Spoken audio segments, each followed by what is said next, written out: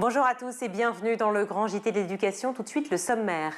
Le nombre de signalements d'atteinte à la laïcité a augmenté. Alors, comment l'expliquer? Alors que Pape Ndiaye doit s'exprimer d'ici quelques jours sur le sujet, eh bien, nous faisons le point dans le grand JT avec nos invités. Décrocher puis raccrocher en apprenant un métier, c'est le défi que s'est lancé l'école de la deuxième chance, la EDC. Son fondateur sera avec nous en plateau. Enfin, ce sera l'heure de retrouver Michael Dos Santos dans Vue à l'étranger. On fera un petit tour d'Europe à vélo, vous allez tout comprendre. Mais avant cela, Michael, on le retrouve pour l'actualité en bref.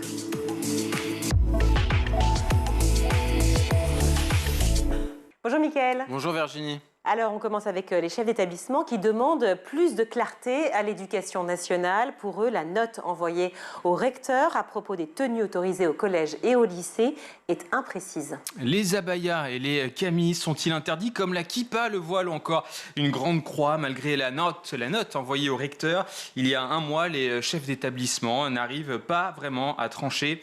Dans le texte, il est indiqué que les proviseurs et les principaux doivent sévir et engager des procédures disciplinaires s'ils jugent que ces tenues portées dans les mosquées ou encore dans les fêtes musulmanes sont revêtues de façon trop régulière ou s'ils notent dans le comportement des élèves une persistance du refus de l'enlever. Traduction du texte, à vous de gérer et faites comme vous voulez. Aujourd'hui, plusieurs syndicats en tout cas demandent de la clarté à l'éducation nationale. Les chefs d'établissement et le corps professoral ne sont pas une police du vêtement, pas des spécialistes des tenues religieuses. En 2018, il faut le savoir, 98% des professeurs disaient régler ces situations conflictuelles par le dialogue avec les parents et les élèves. On poursuit avec la polémique autour d'une affiche dans une école de Montauban. Montauban, c'est ça, exactement. Placardée devant l'école Ferdinand Buisson à Montauban, l'affiche reprend celle communiquée par le gouvernement sur les gestes barrières anti-Covid, mais en arabe. De quoi agacer la maire de la ville, Brigitte Barège, dans une lettre qu'elle a adressée au directeur académique de l'éducation nationale. Elle dénonce une atteinte au principe d'équité au vu du nombre de nationalités dans l'école. Elle considère que c'est inégalitaire. J'ai tenté de joindre l'établissement ce matin, mais pour le moment, je n'ai obtenu aucune réponse. Je pense que je ne suis pas le seul à avoir essayé de les joindre. Le prestigieux lycée Henri IV à Paris met fin au traitement préférentiel. Oui, nouvelle direction au sein de l'établissement Henri IV et nouvelle politique de recrutement pour les élèves. Pour cette rentrée, le lycée compte 17% d'élèves boursiers et 25% d'élèves issus de banlieues. C'est du jamais vu.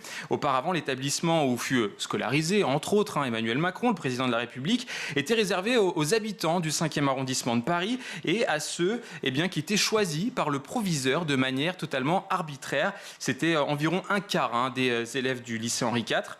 Cette révolution, en tout cas pour la rentrée 2022, a été menée par le ministère de l'Éducation nationale, mais tout le monde ne voit pas cette révolution d'un bon œil.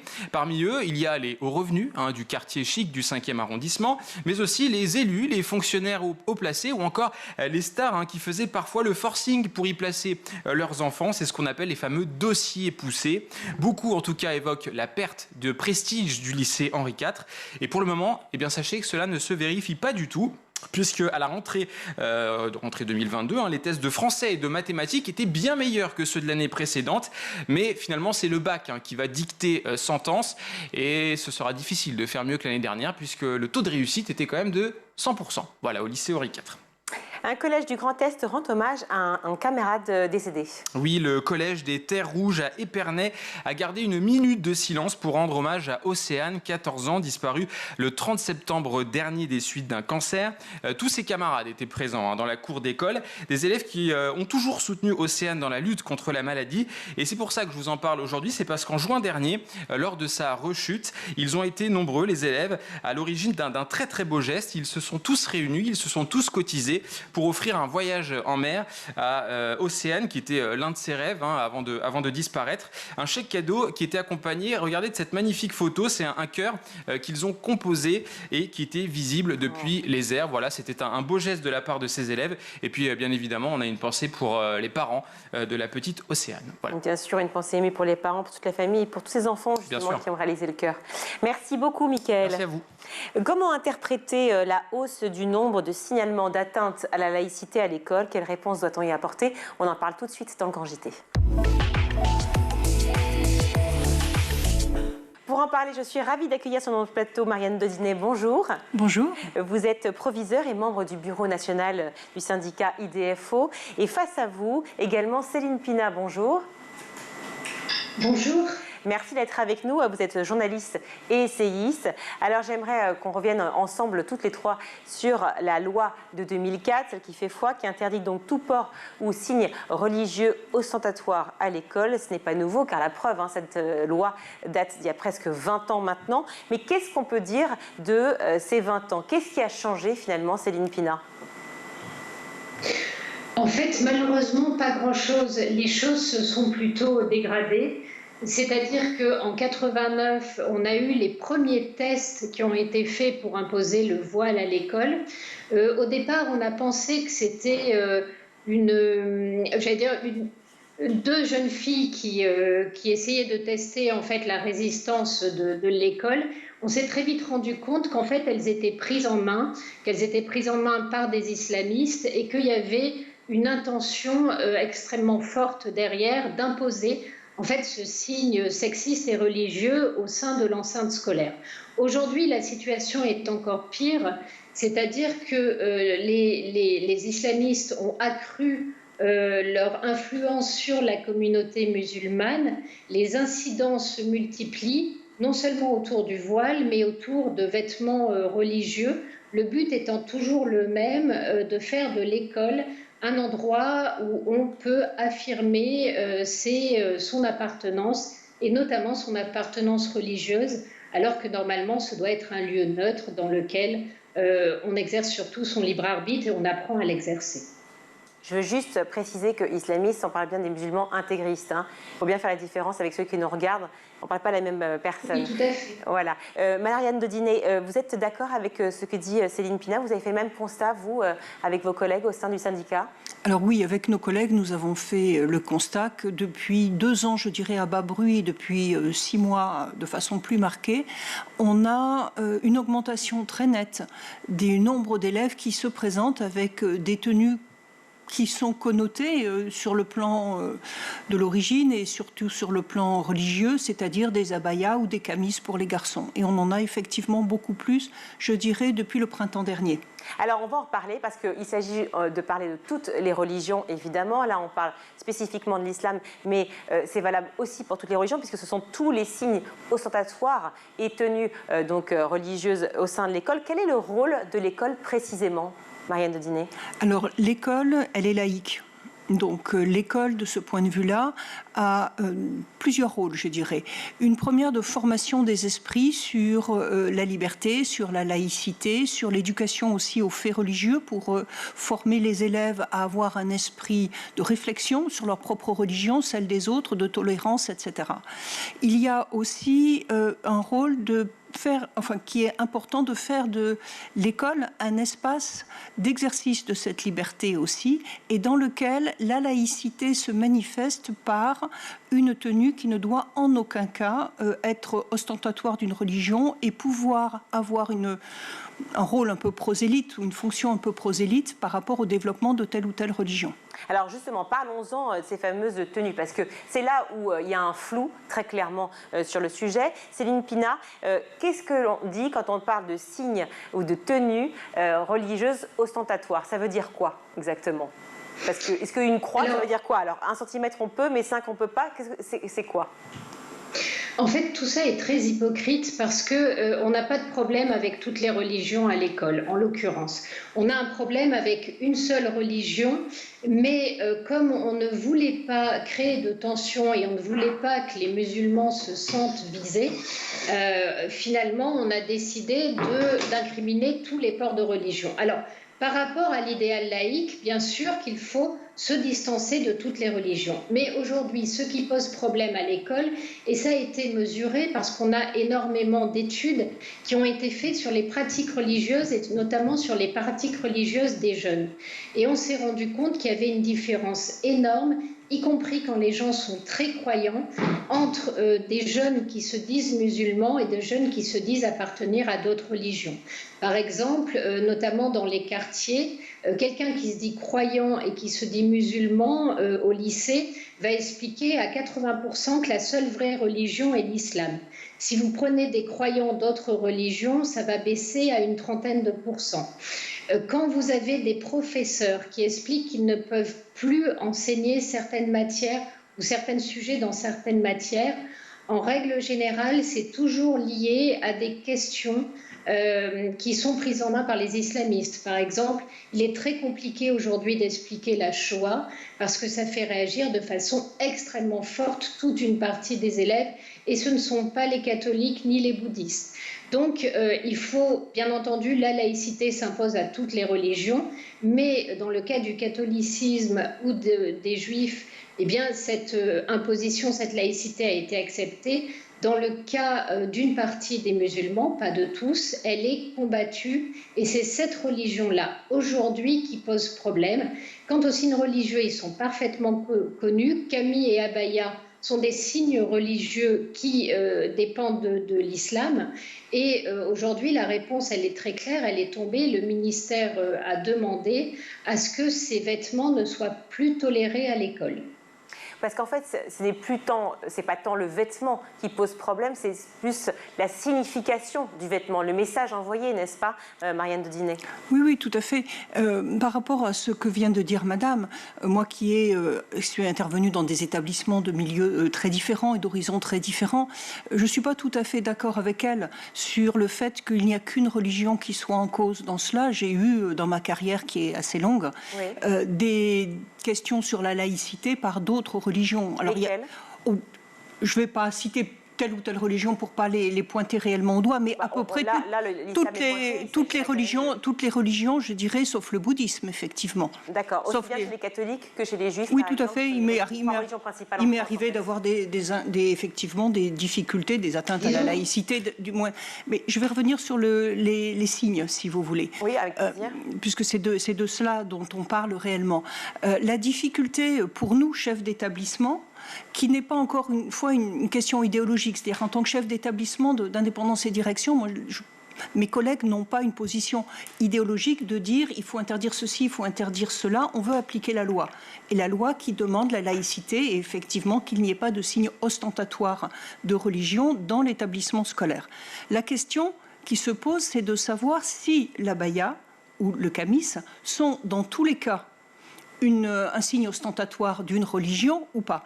Et ça, c'est quelque chose qui n'est pas très clair dans les consignes qui nous sont données. Mais pourquoi c'est pas clair? Pourquoi le gouvernement n'est pas clair? Pourquoi le ministre de l'Éducation n'est pas clair à ce sujet? Je pense qu'il faut que vous lui posiez la question. On essaye de lui poser la question. Voilà. On ne désespère pas de le recevoir à nouveau sur ce plateau, car on a eu la chance d'avoir M. Pap Ndiaye avant sa nomination ici au ministère de l'Éducation. Et il va certainement revenir pour nous en parler, mais je pense qu'il va faire une déclaration en ce sens. Céline Pina, vous êtes journaliste, je disais, vous avez discuté avec beaucoup d'autres journalistes. On a reçu aussi sur ce plateau, évidemment, cette journaliste de France Télévisions qui a écrit un bouquin avec un autre enseignant. Les petits renoncements qui tuent, et c'est effectivement cet enseignant ne veut pas témoigner à visage découvert, et donc en fait on le voit. C'est une réalité pour beaucoup d'enseignants, effectivement, cette difficulté d'enseigner des périodes de l'histoire, cette difficulté de pouvoir parler de manière libre de ce problème. Pourquoi le ministère, selon vous, ne prend pas de disposition ? Je pense qu'il n'en prend pas. D'abord, on vient de s'en rendre compte, par exemple, quand je vous parle des difficultés liées à une religion, il est très clair,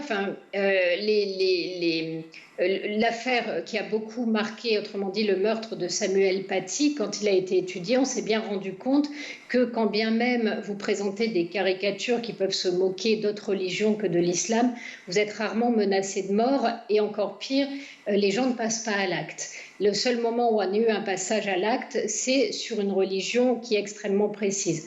Le deuxième point, c'est que tout est renseigné. C'est-à-dire que les études qui ont été faites ont pris en compte toutes les religions et là où les problèmes sont posés, c'est pour une religion particulière. Ça ne veut pas dire que les autres n'en posent pas, mais elles n'en posent pas en masse, donc elles sont gérables. Là, vous avez des gens qui essaient de faire passer des signes religieux. Vous en avez beaucoup et ils sont appuyés, ils sont adossés à des associations qui savent très bien argumenter. Ce qui pose problème, c'est que par exemple, dans le cas du voile, vous aviez une explication qui permettait vraiment de l'interdire, qui était de dire c'est un signe sexiste qui refuse l'égalité aux femmes. Parce qu'en fait, un signe religieux n'est pas un vêtement, il a une signification et une signification univoque. Si vous décidez de porter ce vêtement-là, quelles que soient vos raisons, le signal qu'il envoie à l'extérieur, il est unique. Et dans le cas du voile, c'est de dire la femme est impure, son corps est provoquant et elle n'est pas l'égale de l'homme. Donc ça, c'est très facile à interdire parce que c'est la base de notre contrat social que l'égalité entre les hommes a raison du partage de leur dignité humaine. Quand vous arrivez sur le camis ou sur l'abaya, là, vous êtes dans des signes plus religieux qui sont portés par les hommes, par les femmes. Et là, il faut vraiment mettre en avant la logique de laïcité. Et qu'est-ce que dit la laïcité? Quelque part, la laïcité, elle dit que pour être un citoyen, à un moment donné, il faut se détacher de ses appartenances. Il faut aller au-delà de son appartenance sexuelle, au-delà de ses croyances religieuses, au-delà de son statut social, pour essayer de rencontrer l'autre par l'usage de la raison et de trouver un terrain commun qui va permettre de faire naître finalement la loi que l'on accepte de partager. Et ça, cette dimension-là, elle est intellectuellement complexe et elle est beaucoup plus compliquée à mettre en œuvre. Après, il y a aussi une certaine hypocrisie, c'est-à-dire que, en règle générale, la personne qui va porter un camis et une abaya pour tester la résistance de l'école, et on sait que c'est ça, parce qu'on a vu sur les réseaux sociaux comment un certain nombre d'associations appelaient les jeunes à se rebeller, quel discours elles devaient tenir quand ils étaient en face des enseignants, etc. etc. Tout ça, on l'a vu sur les réseaux. Il est clair que le gamin qui va arriver avec cette tenue-là et le discours qui va avec est en train de tester l'institution. Si l'institution a les pieds en dedans en se disant « mais comment je fais, il ne faut pas que je vexe, il ne faut pas non plus que je crée de l'agressivité, et si jamais on m'accusait d'être raciste, et si jamais on m'accusait d'être islamophobe, ben c'est fichu ». À un moment donné, on fait respecter la loi et puis c'est tout. Et on ne se pose pas trop de questions. J'entends ce que vous dites, mais la réalité aussi, c'est qu'il y a beaucoup de gens qui sont choqués par cette situation, et notamment des musulmans, et qui ne veulent pas de ça, évidemment, pour leur établissement. Est-ce que vous avez une latitude, quand on est chef d'établissement, est-ce qu'on a une latitude pour décider ce qu'on peut mettre en place comme, je sais pas, comme consigne claire pour l'établissement? Alors, notre seul point de référence, c'est le règlement intérieur de l'établissement qui peut préciser ce qui est accepté, qui est décidé par la collectivité scolaire, mais contrôlé aussi sur le plan légal, parce qu'il ne peut pas aller plus loin ou au-delà ou différemment de la loi. C'est-à-dire qu'un règlement intérieur dans lequel on écrirait de façon simpliste que telle ou telle tenue n'est pas acceptée pour telle ou telle raison serait retoqué si on n'a pas derrière un cadre juridique et donc un texte de loi qui nous permette de le faire. C'est ce qui a été fait dans le cadre du voile. Donc là, on avait quelque chose qui était très clair. Le voile est défini comme un signe ostentatoire religieux. En tant que chef d'établissement, on n'a pas de questions à avoir. On a mis dans notre règlement intérieur ce qui convenait et on peut les interdire. La difficulté, c'est que l'abaya ou la camis qui ne la sont... kippa ou une Alors la kippa, c'est pas un problème. La kippa, elle est comprise dans la loi de 2004. D'accord, comme le voile. Voilà, comme le voile, comme la croix ostentatoire, comme etc. En revanche, l'abaya et la camis n'y sont pas. Et il y a une forme d'ambiguïté qui existe et sur laquelle peut-être beaucoup de gens surfent et jouent, c'est possible, tout à fait, je ne le nie pas. Mais il y a, ça n'est pas une tenue cultuelle. Donc, est-ce que c'est une tenue qui relève de la tenue ostentatoire? Autrement dit, ce serait politique? C'est une tenue politique? C'est une tenue culturelle, c'est une tenue qui peut être beaucoup de choses. Je pense que le phénomène est très, très complexe. Il y a effectivement des situations comme ce que disait l'autre intervenante, mais, Pina, oui. voilà, Pina, mais il y a également des cas simplement d'appartenir à un groupe qui s'habille comme ça, donc on sait l'importance que ça a pour les jeunes. On a des situations aussi pour avoir la paix dans certaines cités, pour être tranquille. C'est une tenue qui permet d'éviter un certain nombre de problèmes. Bref, il y a mille et une explications différentes. Et comment voulez-vous que l'on puisse définir, nous, si on n'a pas quelque chose qui nous dit l'abaya, c'est un signe ostentatoire religieux, c'est une tenue religieuse, ou bien l'abaya, ça n'est pas une tenue religieuse. C'est ça, en fait, vous avez besoin de clarifier On a besoin de clarifier cette situation. De la part du ministère. Tout à fait. Nous, on a la loi de 2004, et la loi de 2004, on l'applique. La question, c'est de savoir quel est le statut de l'abaya au regard de la loi de 2004. Est-elle englobée dans le champ de la loi de 2004 ou pas? Mais alors, si je reprends les propos de Céline Pina, et vous me contredirez peut-être Céline, mais peut-être est-ce qu'on a aussi une forme d'hypocrisie? Est-ce que le ministère ou même le gouvernement va décider de plutôt faire profil bas ou vraiment s'engager à dire l'abaya sera effectivement un signe ostentatoire de... C'est la question que vous devez leur poser. Moi, je ne peux pas parler au nom de mon ministre et je m'en garderai bien. Hein. Mais c'est une vraie question et nous ne pourrons agir en tant que chef d'établissement que si on a cette réponse-là. On ne peut pas dire au chef d'établissement « à vous d'apprécier localement en fonction de la situation si c'est un signe religieux et auquel cas il doit être évidemment exclu de l'établissement scolaire, interdit, ou si ça n'est pas un signe religieux. À quel moment une robe longue devient-elle un signe religieux? C'est sa couleur, c'est sa longueur, c'est le fait qu'elle est portée tous les jours, pas tous les jours. L'élève qui la porte pas en EPS, c'est donc qu'elle ne la porte pas tout le temps, donc c'est pas religieux. Ou bien il faut qu'elle ne la porte qu'un jour sur deux. Vous voyez, alors, on peut pas vous parlez faire de l'EPS, vous parlez du sport effectivement à l'école, enfin l'éducation physique et sportive pour être plus clair. Justement, va se poser aussi le problème effectivement du burkini, ou alors effectivement est-ce qu'on accepte telle tenue ou pas telle tenue pour les garçons ou pour les filles? Comment ça va se passer au sein des établissements? La règle qui s'applique, c'est celle de la piscine dans laquelle on va. Point. Oui, si les piscines permettent un type de maillot de bain, simplement, en général, les caleçons ne sont pas autorisés pour telle ou telle raison et on demande un maillot de bain, une pièce. Et c'est comme ça que, ou deux pièces d'ailleurs, on applique le règlement de la piscine. Dans les établissements publics, Céline Pina, c'est par exemple, et vous aussi je vous pose la question, Marianne Dedinet, si les parents décident, ou un élève décide, mais via ses parents, que elle n'ira pas à la piscine parce qu'elle ne veut pas se montrer en fait en maillot de bain devant les autres élèves, comment ça se passe? En général, l'élève voit un médecin scolaire pas un médecin scolaire, qui lui fait un certificat disant qu'elle fait une allergie au chlore, à tel ou tel produit, etc. Et donc, on a donc c'est un mensonge, en fait. On a un document médical. Moi, je ne me permettrai pas de dire qu'un médecin ment. On a un certificat médical, on ne peut pas se permettre de remettre en cause le certificat médical. Nous, on l'applique. L'élève qui ne vient pas sans justificatif médical, c'est extrêmement rare. Moi, je ne me souviens pas en avoir vu dans toute ma carrière. En revanche, des élèves qui sont dispensés parce qu'elles ne veulent pas se mettre effectivement en tenue de piscine, garçons ou filles, mais essentiellement des filles devant les camarades, c'est quelque chose que l'on connaît régulièrement pour des raisons religieuses ou pour des raisons liées à un physique ou à quelque chose comme ça. Et donc, on a toujours un certificat médical. Céline Pina évoque aussi les problèmes d'enseignement général au sein des établissements. Est-ce que vous avez connu, au sein des établissements que vous avez eu la chance et l'honneur de diriger, justement ce problème d'enseignement de certaines parties de l'histoire, certains moments d'histoire forts, comme effectivement la Shoah, comme la guerre d'Algérie, comme les problèmes classiques que l'on rencontre à l'école aujourd'hui? Alors, dans les établissements que j'ai dirigés, je n'ai pas eu de problème majeur dans ce domaine-là. Même dans des endroits où j'ai pu diriger des établissements avec des communautés scolaires, enfin des élèves issus de différentes communautés scolaires, je pense juives ou bien musulmanes, ou etc., j'ai pas eu de problème particulier. En revanche, ça existe, oui. Ça existe dans tous les établissements scolaires.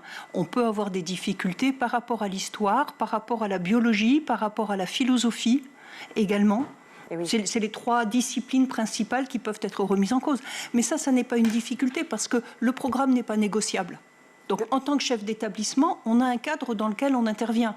Alors c'est vrai qu'on parle de ce qui se passe au sein de l'établissement, mais on est forcément sensible à ce qui se passe aussi après à la maison.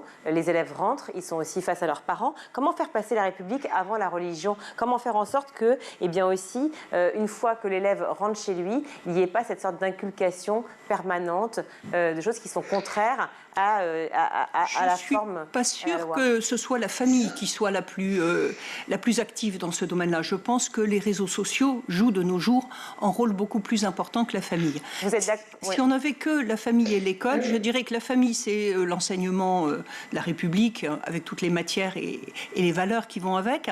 Et en revanche, il y a beaucoup de choses dans le domaine éducatif qui sont de l'ordre de l'intime et qui relèvent du choix familial. Et la religion rentre dans ce cadre-là. Céline Pina, vous voulez réagir?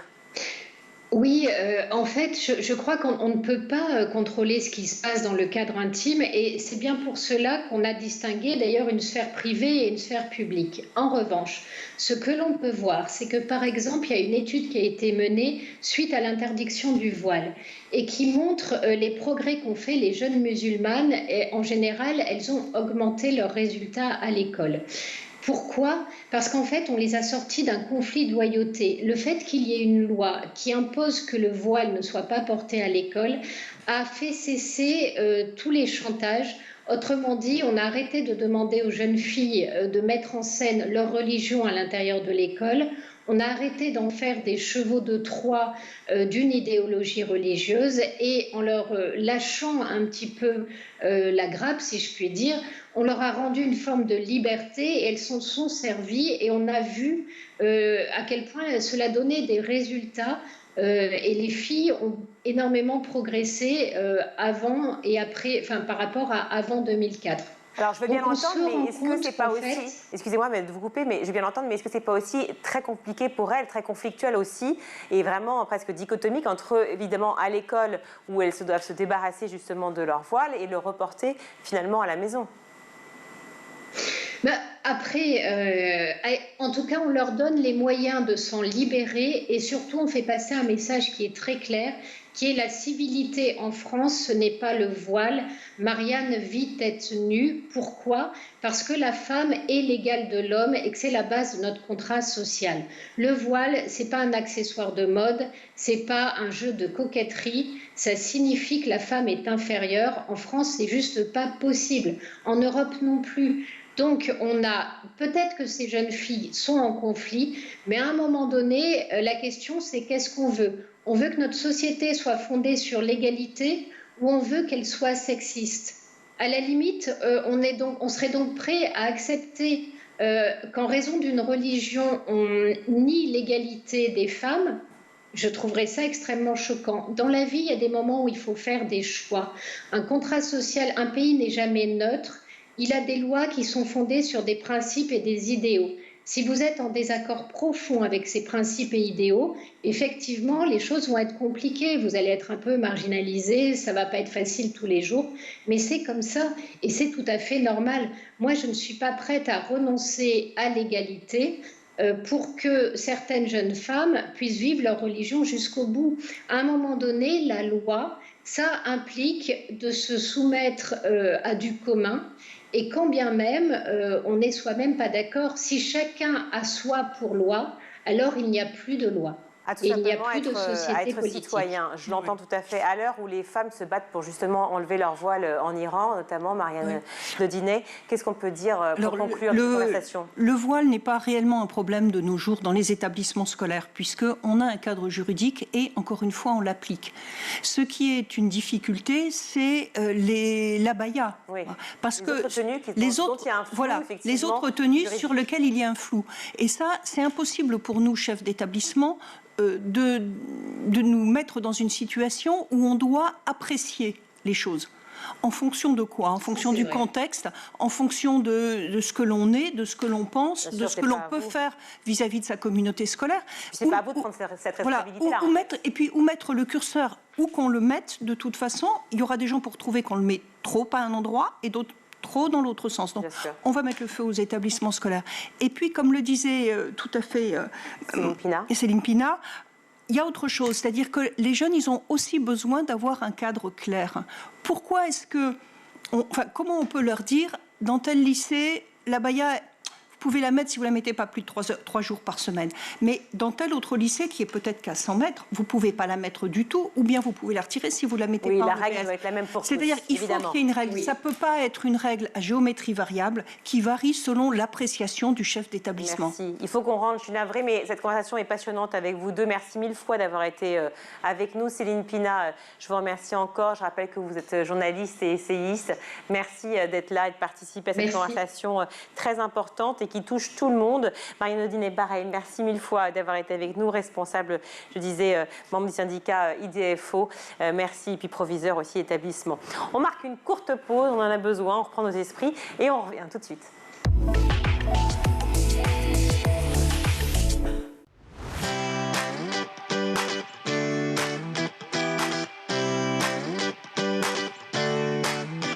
Chaque jour dans La Quotidienne, je reçois un invité pour parler d'éducation sans langue de bois. La Quotidienne, c'est l'émission qui partage avec vous des clés de compréhension et des pistes d'action. Tout cela avec une formidable équipe de chroniqueuses qui vous parle nutrition, pédagogie, littérature jeunesse.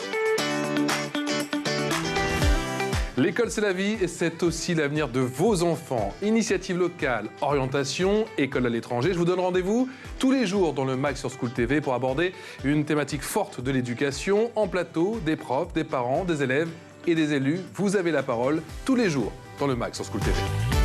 Le numérique ouvre le monde des possibles. On se retrouve tous les jours dans l'école du futur pour s'inspirer, pour décrypter la tech, le numérique, l'histoire, l'art ou encore les sciences, toutes ces matières qui nous permettent de mieux comprendre le monde de demain.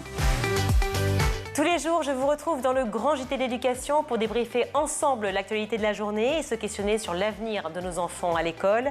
En compagnie de chroniqueurs et d'invités, nous tenterons de répondre à une question d'actualité qui concerne l'éducation. Nous vous donnons chaque jour la parole dans le grand JT d'éducation. Toutes les semaines, on se retrouve dans Souvenirs d'écolier. Je vous propose un tête-à-tête avec une personnalité. Elle viendra se confier sur son enfance, elle nous racontera des anecdotes de sa scolarité et puis elle nous livrera sa vision de l'école d'hier et d'aujourd'hui.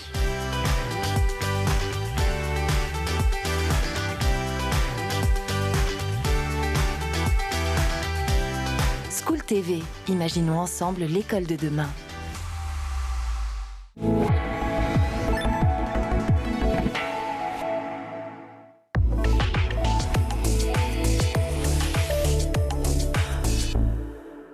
Bonjour Jean Serreur, ravi de vous accueillir sur le Bonjour. JT. Merci d'être avec nous. Vous êtes le directeur de l'école de la deuxième chance du Val-de-Marne. Alors deuxième chance, attention, ne veut pas dire seconde et donc dernière chance. Surtout pas la dernière chance. C'est une chance de plus quand la première s'est pas passée du mieux possible. Ce qui arrive finalement, parce que c'est pas si évident de faire ses études en France en fait. Peut-être de voir le niveau ou si ce n'est de rentrer dans un moule prédéfini peut-être. Oui, il y a des jeunes qui sortent de la ligne droite et quand on sort de la ligne droite, dans notre système scolaire, c'est pas toujours facile d'y revenir même quand on en a la volonté. Donc vous avez affaire à des élèves qui sont en décrochage scolaire. Ça veut dire quoi décrochage? Parce que c'est un véritable échec scolaire ou c'est un décrochage qui est rattrapable? Comment vous en fait sélectionnez, si je puis dire? Tout est rattrapable, c'est le principe. C'est pour ça qu'il y a une deuxième chance. L'idée, c'est qu'on accueille des jeunes qui, à un moment donné, ont été amenés à interrompre leur scolarité pour des raisons personnelles, pour des raisons sociales, pour des raisons de difficultés d'apprentissage, des difficultés de santé, des difficultés d'orientation aussi, et qui n'ont pas pu reprendre à ce moment-là et qui ont l'envie de se remettre en mouvement. Ils viennent chez nous en disant je ne sais pas quoi faire de ma vie et maintenant il faut que je fasse quelque chose. Ce qui est assez génial en fait, parce qu'ils sont pas dans cette situation, dans ce moment où on se dit bon ben, tout est foutu, j'ai les bras, je baisse les bras, c'est terminé, etc. Ils sont dans la phase qui est juste après de se dire ok, il y a une possibilité, j'ai encore une chance, donc je vais la saisir. Exactement, on s'adresse à des jeunes qui ont décroché et qui ont envie de rebondir et c'est ce rebond-là qu'on leur propose en retravaillant à la fois sur leur projet d'orientation, ce qu'ils ont envie de faire d'eux, et puis en reprenant les apprentissages et surtout en allant se confronter au monde de l'entreprise parce que c'est finalement ça qui va les aider à trouver la voie qui leur correspond. Combien de jeunes à peu près chaque année? Alors pour moi, à l'E2C du Val-de-Marne, qui est implanté à Choisy et à Créteil, école de la deuxième chance, on accueille 320 jeunes par an, mais il y a 55 écoles au plan national, pas tout à fait dans tous les départements, mais dans une grande partie, et ça représente à peu près 139 sites, et nous accueillons dans l'ensemble des écoles plus de 15 000 jeunes par an. Oui, 15 000, donc ça fait beaucoup. Vous êtes aidé par l'État? Alors ce sont des associations généralement qui portent le dispositif, et le dispositif est inscrit dans le code de l'éducation, donc c'est un dispositif officiel et qui est financé par l'ensemble des pouvoirs publics, l'État, les régions, mais aussi les collectivités locales et les entreprises également. Alors justement, vous parliez d'entreprise, c'est assez génial parce que c'est un système de mentorat, si je puis dire. C'est aussi ça. On a, par exemple, moi j'aurais adoré faire quelque chose de mes mains, par exemple la menuiserie ou travailler le bois, etc. Bon, il se trouve que j'ai fait du journalisme, j'en suis ravie, mais peut-être que je n'aurais pas su en troisième ou en seconde comment le faire. Rencontrer aussi des entrepreneurs, des menuisiers, en l'occurrence pour moi, ou des boulangers, enfin bref, tous ceux qui font aussi l'activité. Ou des journalistes aussi. Ou des journalistes aussi, c'est possible. C'est une façon de pouvoir toucher au métier et de mieux comprendre ce qui nous attend. Oui, c'est vraiment l'idée, c'est que les jeunes qui arrivent chez nous sont un peu perdus dans la définition de leur avenir. Il y en a qui ont des idées, mais aussi d'autres qui n'en ont pas et qui ont besoin d'aller les confronter, les confirmer sur le terrain. Et donc on leur propose très régulièrement des périodes de stage en entreprise où pendant quelques semaines, 2, 3 semaines, 4 semaines parfois, ils vont pouvoir tester le métier. Et c'est à l'issue de l'évaluation, du bilan qui est fait de ce stage-là, qu'on va confirmer une piste ou au contraire qu'on va la nuancer ou voire l'abandonner, ce qui est déjà progressé. Et surtout, ça leur permet de comprendre comment fonctionne l'entreprise, quelles sont les attentes, sur quoi ils ont besoin, quels sont leurs points forts et aussi sur quoi ils ont besoin de progresser. Alors 15 000 jeunes, alors dans toute la France certes, enfin ça fait quand même beaucoup d'étudiants. Comment on les oriente? Parce que donc tout est possible dans les formations. Vous allez faire des programmes sur mesure pour chacun? Alors c'est le principe, le parcours est individualisé, Sur mesure, il n'y a pas de programme. Alors notre public, c'est des jeunes qui sont peu ou pas qualifiés, éventuellement qui ont le bac depuis peu maintenant dans les E2C, mais pour la plupart, 90% n'ont aucun diplôme. Donc on est sur ce niveau de formation. Oui, ils ont entre 16 et ils ont en moyenne 20 ans et c'est entre 16 et 25 ans. Donc souvent ils ont décroché au niveau de la troisième, un petit peu avant ou un petit peu après. On fait un bilan avec eux au départ, des tests de positionnement pour savoir où ils en sont. Surtout pour eux, leur permettre de savoir où ils en sont parce qu'ils arrivent chez nous souvent en disant en fait je sais rien. Et évidemment, je sais rien, évidemment ils ne sont pas passés à travers l'école, ils ne sont pas passés à travers la vie sans rien apprendre. Et donc l'idée c'est déjà de poser ce socle-là. Et puis ensuite pour chacun on va définir des objectifs et des progressions en fonction de là où ils sont, de leur capacité d'apprentissage et puis aussi de leur projet qui lui-même va évoluer au cours du parcours et donc on va faire évoluer les contenus et les objectifs avec eux. Un parcours qui va prendre combien de temps? Alors 6 à 8 mois, c'est très variable. En réalité, ça peut être 4 mois, mais ça peut être 18 mois. En fait, on les accompagne jusqu'à la suite. Et la suite, c'est soit l'accès à un emploi directement pour ceux qui le souhaitent et pour ceux dont c'est le projet, soit l'accès à une formation qualifiante, souvent en alternance, pour ceux qui veulent aller vers une qualification professionnelle. D'accord, donc ils peuvent aussi, grâce à l'école de deuxième chance, avoir un diplôme. Bien sûr, alors pas à l'école de la deuxième chance, mais nous on les accompagne, on les accompagne d'abord dans le choix de la filière, et puis on les prépare à avoir le niveau qui va leur permettre de réussir, et puis ensuite, souvent quand ils accèdent à une formation qualifiante, généralement ils viennent nous revoir pour nous apporter le diplôme et nous montrer que ça a été utile pour eux. J'imagine. Il y a un accompagnement psychologique aussi qui est prévu. Il y a un accompagnement global qui est fait, puisqu'on accueille des jeunes qui sont souvent dans des situations de précarité, qui ont souvent une estime d'eux-mêmes qui est assez abîmée, qui ont besoin de reprendre confiance en eux. Et donc, dans chaque école, les jeunes ont chacun un formateur référent qui va les accompagner pendant tout le parcours pour faire régulièrement le point avec eux sur ce qui progresse, sur les difficultés qu'ils peuvent avoir, et aussi prendre en compte tout ce qui peut leur arriver dans leur vie personnelle, dans leur vie sociale, et qui pourrait être un obstacle à ce qu'ils mettent en œuvre chez nous. Et donc, on les aide à traiter les problèmes de santé, les problèmes sociaux, sans qu'on le fasse nous-mêmes, mais en les orientant et les accompagnements vers les professionnels dédiés. Alors justement, vous parliez de précarité de nombreux élèves qui sont chez vous. Du coup, comment vous faites pour pouvoir financer, enfin plutôt comment font-ils eux pour pouvoir financer ces fameuses études de l'école de la deuxième chance? Alors, chez nous, le parcours est gratuit. C'est un dispositif de formation professionnelle, donc l'accès est gratuit, c'est financé par les régions et par l'État. Et en plus, ils ont entièrement gratuit, pas 1 euro.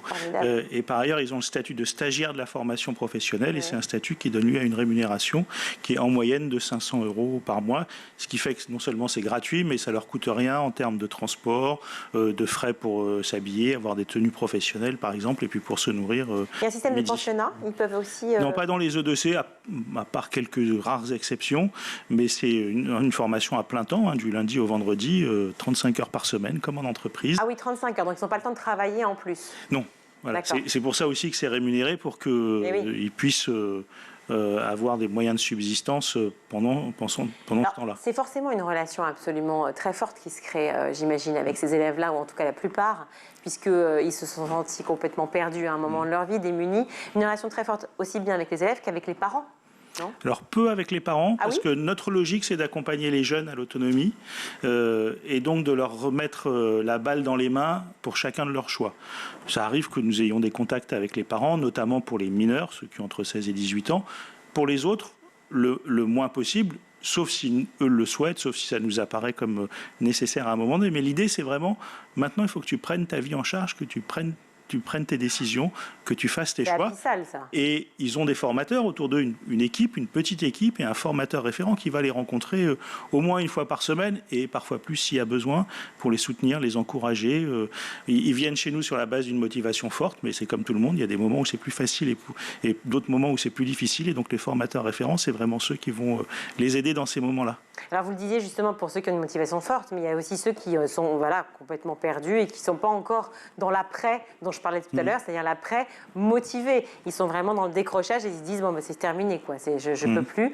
Est-ce que par moment vous ne sentez pas aussi cette âme humaniste de se dire bon, il faut que j'y aille moi-même, quoi. J'aille les chercher, les repérer pour pouvoir justement les amener vers cette école? C'est vrai que c'est un enjeu aujourd'hui, c'est de se faire connaître auprès des jeunes à qui nous pourrions apporter une solution. Nous travaillons beaucoup avec les missions locales, avec les agences de Pôle emploi, mais aussi avec les clubs de prévention, les éducateurs de rue, les centres sociaux. On a un enjeu, c'est qu'aujourd'hui, il y a beaucoup de jeunes qui fréquentent aucun de ces dispositifs, qui ne sortent pas de chez eux, pas de leur cité, et donc on développe dans beaucoup de dossiers des actions hors les murs pour être visible à l'extérieur, et on travaille aussi avec d'autres dispositifs pour quand il y a des jeunes qui ont besoin d'accompagnement préalable en termes de mobilisation pour faire émerger cette lumière qui un jour va leur dire maintenant il faut que je fasse quelque chose. Pour tous ceux qui nous regardent et qui se disent tiens, ça me fait penser à un tel ou un tel de la famille ou tout simplement à moi, je regarde l'émission et je me dis oui, finalement, pourquoi pas retenter. Comment on fait pour s'inscrire? Alors, le plus simple, c'est de s'inscrire à la mission locale à côté de chez soi, qui nous connaît forcément. Oui. Et sinon, vous pouvez trouver l'adresse d'une EDC près de chez vous sur le site du réseau des EDC, www.réseau-edc.fr. E, la lettre E, 2, le chiffre 2. Le chiffre 2 et lettre C. Voilà. Je précise bien parce que je pense que c'est vraiment une opération géniale. En tout cas, ces établissements sont vraiment formidables pour justement proposer cette fameuse seconde chance. Alors, on dit seconde chance, il pourrait pas y avoir une troisième. C'est-à-dire qu'en fait, vous faites le lien justement avec d'éventuelles études supérieures qu'on pourrait poursuivre. Ensuite, ça veut dire décrocher un diplôme. Et je parlais du lien aussi très fort, qui est un lien de cœur, puisque vous les avez en quelque sorte sauvés de cela. Et donc après, ils reviennent vous voir et ils deviennent eux-mêmes les mentors ou les entrepreneurs. Alors ça arrive, déjà nous on les suit pendant un an, une fois qu'ils ont quitté l'école, parce que parfois, pour savoir où ils en sont, mais aussi pour leur donner un coup de main quand il y a besoin, pour se préparer à un entretien, besoin d'un coup de main avant un examen. Et puis on organise aussi régulièrement des rencontres qui peuvent prendre différentes modalités entre les nouveaux et les anciens, et notamment parce qu'on leur remet des attestations de compétences acquises. Et donc on organise régulièrement des petites cérémonies où on remet aux anciens leur attestation de compétences, et c'est l'occasion pour eux de témoigner de leur parcours à ceux qui sont encore en parcours chez nous, et donc de leur faire voir ce qu'il advient après. Formidable. Écoutez, merci beaucoup, Jean Serreur, d'avoir partagé cette expérience avec nous. Merci à vous. Je rappelle que vous êtes donc le directeur de l'école de la deuxième chance, en l'occurrence du Val-de-Marne, mais il y en a partout en France, dans toutes les régions, on peut trouver? Quasiment dans toutes les régions, oui, et même dans les territoires d'outre-mer. Formidable. Voilà. Merci mille fois d'avoir été avec nous sur le C'est moi, merci. Et tout de suite, c'est l'heure de Michael Dos Santos qui revient sur ce plateau pour sa chronique Vue à l'étranger. Alors, Michael, l'ADEME a publié récemment une étude nationale sur la pratique du vélo, notamment chez les collégiens et les lycéens. Et alors, l'Agence de l'environnement et de la maîtrise de l'énergie, y compare la France à ses voisins européens. Oui. Mais quel est le constat ? Eh oui, quel est le constat ? Eh bien, sans surprise, la France est en retard, Virginie. Aux Pays-Bas ou encore dans les pays nordiques comme le Danemark ou encore la Finlande, le vélo est souvent le moyen de locomotion préféré des plus jeunes. Environ 75% des élèves de ces pays se rendent au collège, au lycée ou au collège à vélo. Je vais y arriver. En tout cas, c'est environ 5 à 6 fois plus quand même qu'en France, où l'on préfère encore que papa et maman nous accompagnent à l'école, à pied ou encore en voiture, et ce malgré des distances très très courtes finalement entre le domicile et les écoles. Alors pourquoi justement ces jeunes Européens ont des habitudes si différentes des nôtres? Et oui, la première c'est culturel, tout simplement. La première explication est culturelle. Dans ces pays, les parents ont pris l'habitude de laisser leurs enfants aller à l'école à vélo. C'est presque un héritage qui s'est transmis de génération en génération. C'est rentré dans les mœurs. Et en partie grâce aux politiques gouvernementales de ces pays. Chaque année, il y a de gros investissements qui ont été faits pour améliorer les infrastructures, ce qui permet déjà dans un premier temps aux jeunes de circuler à vélo en toute sécurité. Ces pistes cyclables sont très très larges, souvent séparées des routes empruntées par les voitures, ce qui fait que les ados peuvent rouler côte à côte. Ils peuvent aller à l'école à 5, à 6 comme ça, et c'est plutôt convivial. Il y a également beaucoup d'écoles qui disposent de parkings de stationnement pour les vélos, ce qui est plus rare en France, chez nous. Et puis des établissements ont également, et c'est plus surprenant, des ateliers d'entretien ou encore de réparation pour les vélos. C'est simple, je vais vous donner un petit exemple. Le jeune finlandais va à l'école en vélo, il crève sur le chemin. Petite crevaison de pneus, bien sûr, crevaison de pneus. Il arrive à l'école, il laisse son vélo à l'atelier de réparation et puis il le récupère en partant le soir, en rentrant chez lui avec un tout nouveau pneu. Voilà, ça c'est plus rare en France, ça n'existe quasiment pas d'ailleurs. Et puis enfin, dans les pays du Nord, et c'est très important, dans ces vélos, il n'y a pas de barre au milieu. Ce qui fait que les jeunes femmes et les jeunes filles, surtout, peuvent faire du vélo beaucoup plus facilement qu'en France. Et ça peut paraître finalement assez anecdotique, mais ça fait augmenter le nombre d'utilisateurs à vélo, de jeunes qui vont en tout cas au collège ou encore au lycée à vélo. C'est vrai qu'il faut se poser la question sur cette fameuse barre du milieu, pourquoi ne pas la supprimer? Qui est très présente dans les VTT français. Il doit forcément y avoir une raison, il faudra qu'on interroge quelqu'un sur le sujet d'ailleurs. Et alors est-ce que la situation va changer en France? Parce qu'on l'a vu dans certaines villes quand même. Et oui, ça commence à changer, on peut le dire, le gouvernement a passé la vitesse supérieure le 20 septembre dernier. Un deuxième plan vélo a été mis en place avec comme priorité de sécuriser les pistes cyclables. C'est vraiment la grosse priorité. 250 millions d'euros quand même vont être débloqués pour 2023. Plus de 800 000 élèves en France vont être formés pour apprendre à rouler en vélo, car c'est vrai, ça peut être dangereux de rouler à vélo. Aujourd'hui, il faut savoir qu'un tiers de nos trajets quotidiens se font entre 1 et 5 km de distance. Donc c'est vraiment des distances très très courtes que ces collégiens, lycéens pourraient faire largement à vélo. Et puis développer la pratique du vélo, ça permet aussi de moins polluer, mais surtout d'offrir aux jeunes une pratique sportive. On parle de ces 60 minutes quotidiennes à faire. Là, c'est le cas. On peut allier l'utile à l'écolo. Et puis je terminerai là-dessus. Il y a de nombreux départements aussi qui sont des départements tests, comme l'Hérault ou encore la Gironde, et qui s'inspirent de ces pays finlandais, ces pays nord-européens, la Finlande, la Norvège. Et le résultat, c'est que déjà, on a la moitié des élèves qui vont à l'école en vélo. 50%, ce qui est quand même déjà assez énorme. Et c'est une bonne nouvelle. Encore faudrait-il effectivement qu'on ait des trottoirs larges, des pistes cyclables partout. On en est très très loin pour le moment. Peut-être pas de problème de violence aussi, parce qu'on peut être un peu inquiet de voir nos enfants partir et rentrer en vélo. Et il y a des vols de vélo aussi, mais ça c'est encore une autre histoire. La violence dont je parlais, effectivement, aussi. Merci Mickaël. Allez, c'est l'heure du Zap, c'est le meilleur de School TV tout de suite.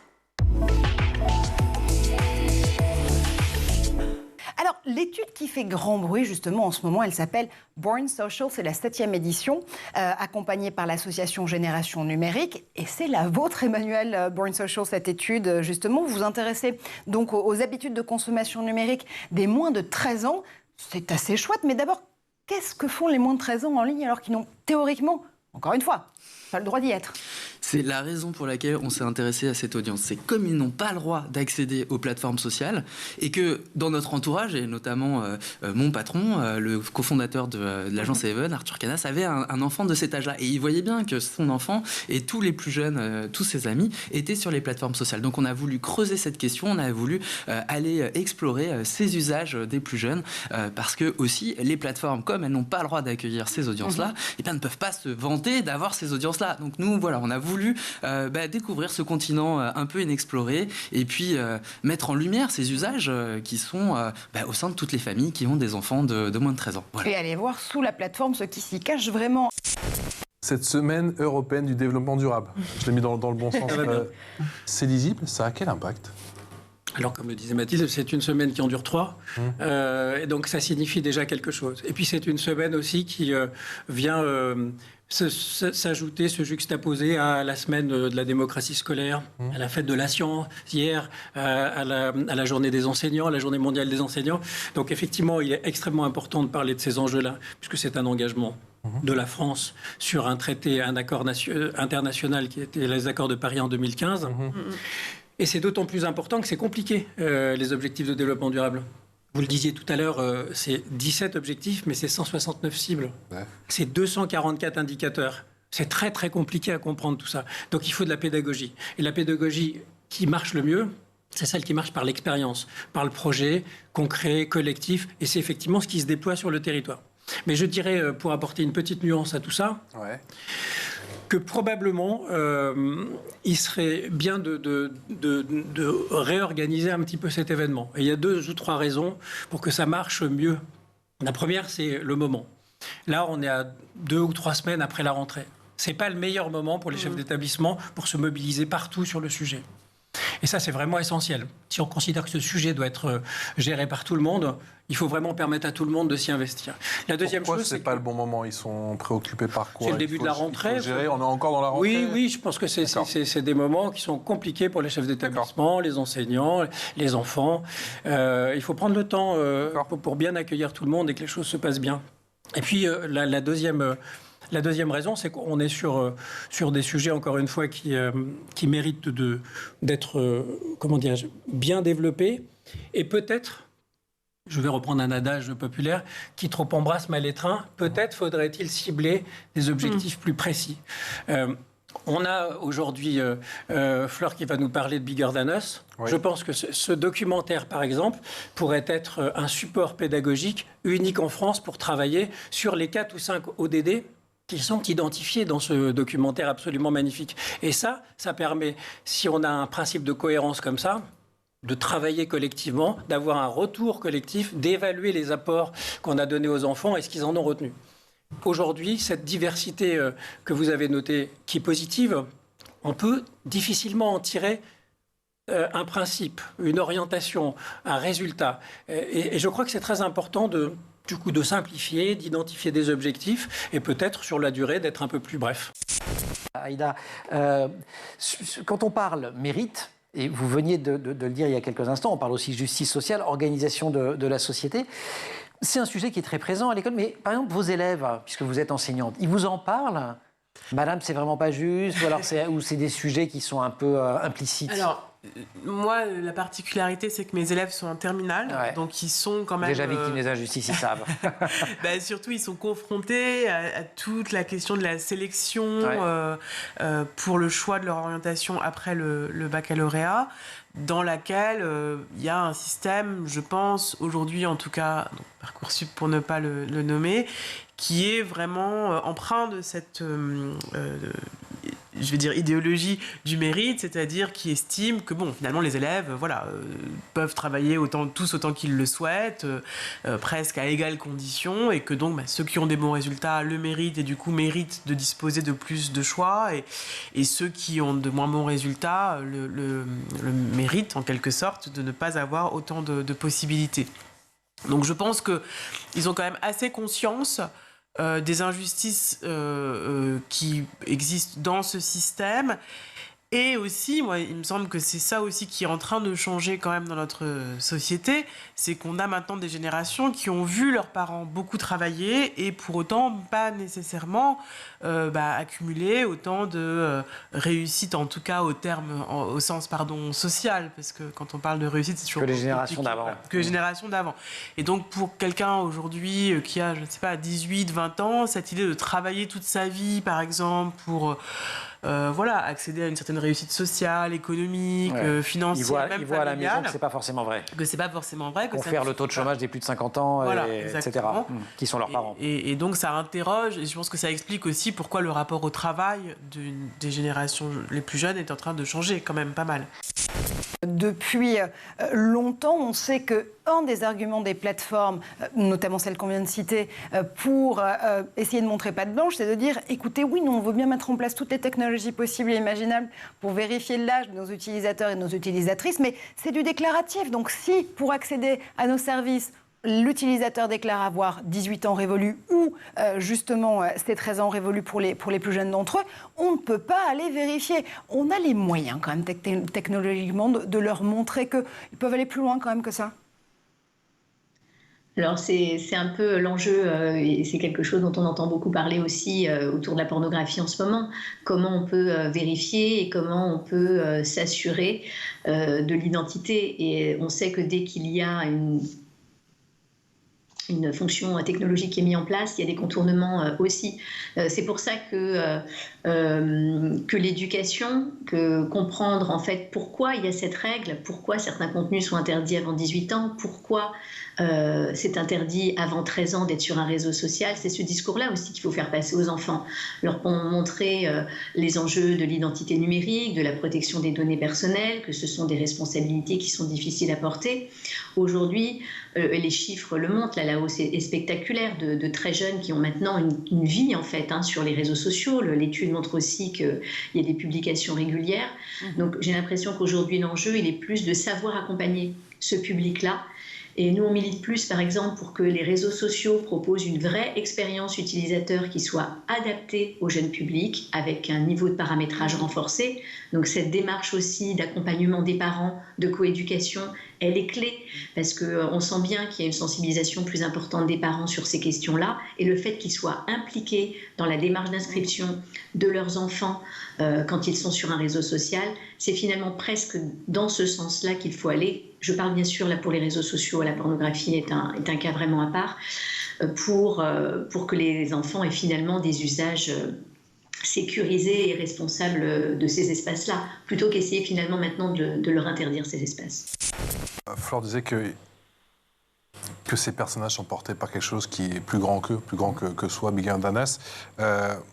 C'est aussi le sentiment que vous avez quand vous découvrez tous ces personnages, vous qui avez aussi rencontré bon nombre d'élèves, bon nombre de militants aussi, j'imagine. Oui. Samuel ?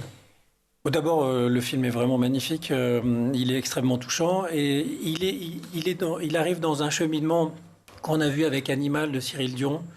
Peu avant, il y avait Legacy, mais là, on est sur quelque chose qui n'est pas qu'un plaidoyer, qui est effectivement le témoignage d'un combat de survie qui se transforme en combat de projet collectif. Et ça, c'est merveilleux, en fait. Et c'est effectivement d'abord des enfants qui deviennent des adolescents.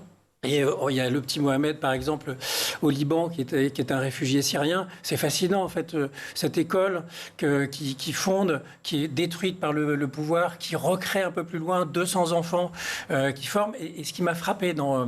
je vais répondre plus directement à la question, mais ce qui m'a frappé dans ce documentaire, c'est qu'il y a un fil rouge. Et c'est l'école, à chaque fois. C'est le savoir. Dans chacun des exemples qui est donné, l'école a un rôle, y compris pour René... au Brésil, vous aurez remarqué qu'on va forer à côté de l'école des non-blancs plutôt qu'à côté de l'école des blancs. Donc en fait, à chaque fois, l'école donne un sens à la démarche. Et ce que j'ai vu en France, et ce que je vois en France, c'est effectivement... Ça fait quoi à votre tribune ? On va y venir dans un instant. Oui, il y a beaucoup d'engagement aussi en France, mais c'est forcément pas le même. Et je trouve que l'exemple qui est donné là est merveilleux pour la jeunesse française. D'où peut-être un des aspects du développement durable, de l'éducation sur ce sujet-là, c'est cet aspect à l'international. On voit que ces enfants tout jeunes parlaient anglais couramment, par exemple. Est-ce que c'est le cas des enfants français ? Est-ce que l'EDD, l'éducation et le développement durable, ne peut pas aider les enfants à parler anglais très tôt ? Parce qu'on s'intéresse au monde qui s'ouvre avec ses difficultés, ses angoisses. Et en fait, on croit au monde qui vient, on le recrée ensemble. Et ces jeunes-là, c'est un moment, je crois que c'est dit d'ailleurs dans le film, tous ces personnages n'en composent qu'un. Le monde d'aujourd'hui. Et c'est merveilleux. Dans cette heure de la récré, vous allez nous parler de ce lien unique que les enfants peuvent entretenir avec les grands-parents. Mais oui, pour tous ceux qui ont la chance de les connaître, de pouvoir les côtoyer au quotidien, vous savez à quel point cette relation est précieuse.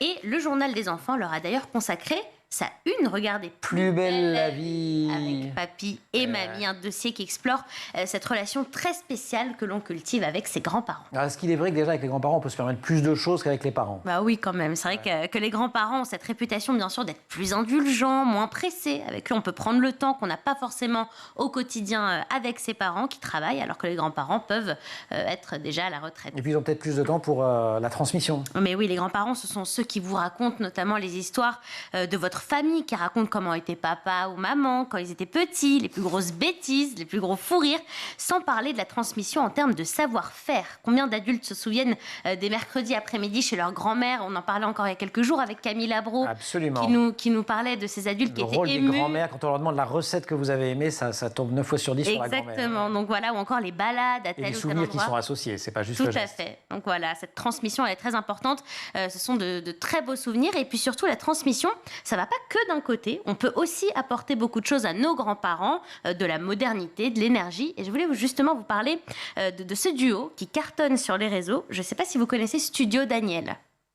Alors en fait, ce sont des vidéos d'une retraitée, donc Daniel, avec son petit-fils qu'elle l'appelle Loulou, alors qui n'est pas vraiment son petit-fils, mais c'est tout comme. Ils ont plus d'1 million d'abonnés sur Instagram et franchement, mais leur vie, elle est géniale. Ils s'éclatent au quotidien, c'est hyper drôle. Ils sont partis au bout du monde ensemble, ils sont même partis au festival Coachella, vous savez, le festival très branché en Californie. Et regardez à quoi ça ressemblait. Pas trop. Oh là là, c'est laid. Ah, ça va pas la tête. Dans quoi je m'embarque?